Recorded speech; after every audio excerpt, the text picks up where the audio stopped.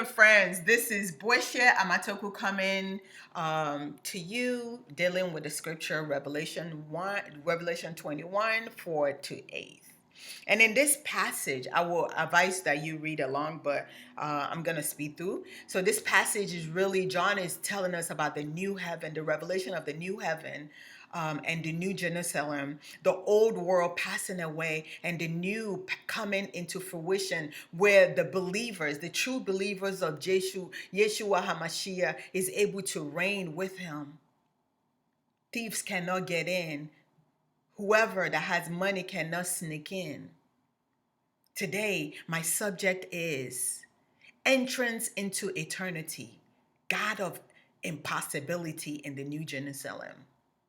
Friends, you already know that we are in a severe crisis in the world today. The world has never seen a crisis such as this, even though that the world has seen many pandemic or reset, one or two. The world has seen it.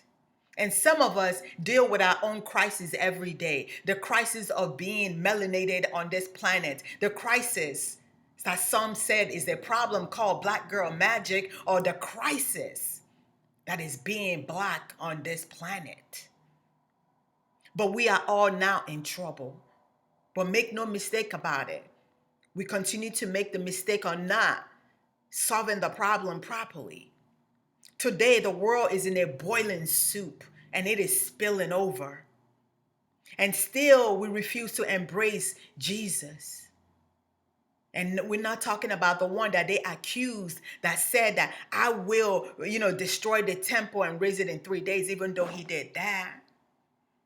He conquered death and hell. He conquered death and sin, and he raised in 3 days. There has never been one like him, and there will never be anyone like him. He did that. He manifested in a man, in a body on earth to take away both of our sins. And they rejected him, and they still reject him. A free gift. You have to be under a rock to know that we are not in a crisis. We are in a crisis for our soul. And it is boiling over. Today, they have crowned their king, Corona, COVID-19. And as of January 1st, the WHO organization reported that over 5,099 deaths globally. And America alone reported 146,000. Europe alone recorded 176,000. Southeast Asia recorded about 55,500. And that place that they hate for whatever reason, we're talking about melanated. That place where, the person whose ex-husband and herself have their hands so immense in this crisis. The saviors that are not saviors pronounced dead bodies on the streets. Has just recorded 8,011 Africa reported. That's where they said that, they feel pity that dead bodies will be on the streets. But be careful when you touch the apple of God's eyes. Friends, I come to tell you today that when they pronounce death on you or destruction on you, you tell them who your God is. When they pronounce their curses on you, you tell them that no one can curse who God has not cursed. When they make their pronouncement, you tell them about the Lord that sits high and looks low. Tell them that you serve a living God, a mighty God, the owner of the earth, the owner of heaven and earth, the owner of even the moon and the sky, the owner of the Mars on any planet that they are trying to hide in that. You tell them that that's who your God is. You tell them that your God is the God of even their father, Satan. Tell them that that's who your Lord is. But be very careful touching the apple of Yeshua's eyes. Be very careful when God, when the Almighty has not done move and you thinking no one is their protector because God has allowed some stuff. Why God is trying to give us a time to repent. We think that because God has allowed some stuff that I could continue. You be careful with that.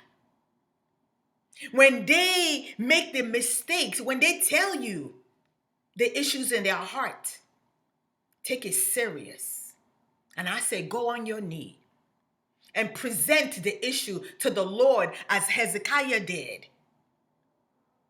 When the king of Assyrian wrote that letter, telling the children of Israel once again, don't listen to Hezekiah.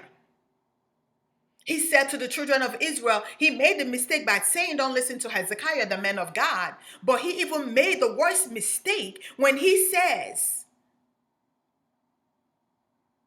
hey, don't depend on your Lord. Yeah, don't listen to me.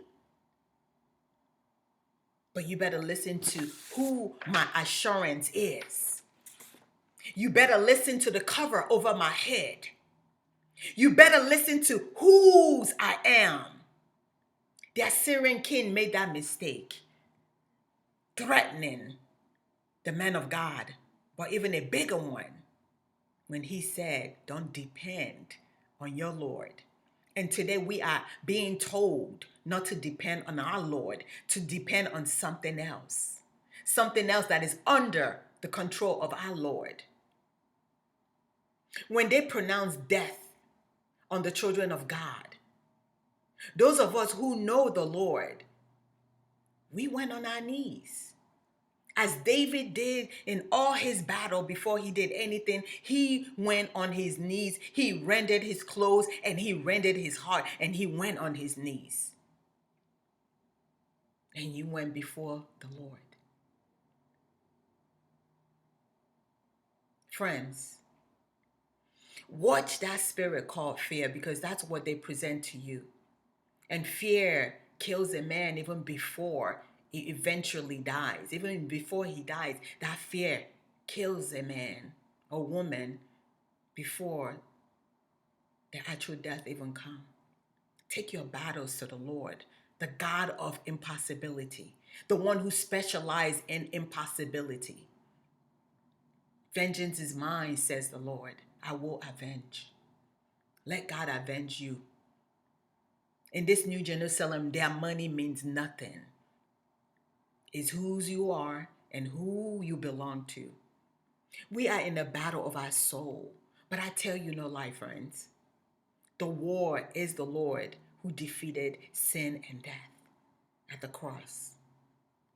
The old world will pass away and the new one will come upon us. Not the ones that they trying to force. The one that God orchestrates. Not the ones that they planning and resetting and forcing, but the one, our Lord, the New Jerusalem, where you and I as believers will reign with our God. We will have a place. I beg you, have a place in the New Jerusalem. I have seen it, friends, and it is pure joy. It is not Mars. It is not any other planet that they're trying to make up where the elites want to go hide. But destruction is still coming in that place where they're hiding. Verse 8 says, cowardly, the fearless, the polluted, the murderers and the fornicators, the sorcerers and the adulterers and all lies. That place will be the lake that burned with fire and sulfate, which is the second death. Their money is useless there. It is, is it not the old English Charles Spurgeon that said, "O sinners, there is no hiding from God. The mountains cannot cover you from him. Even if they would, neither can rock conceal you." So focus, end quote.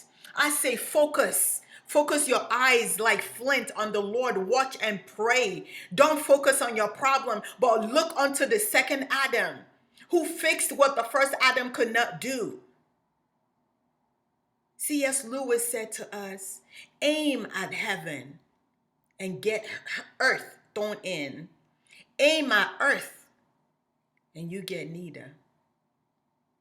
I want you to get the new heaven. So aim at heaven and earth will be given unto you also. Rend your heart and not your clothes. And see what the author and the finisher of our faith is doing even now. Stay blessed. Shalom.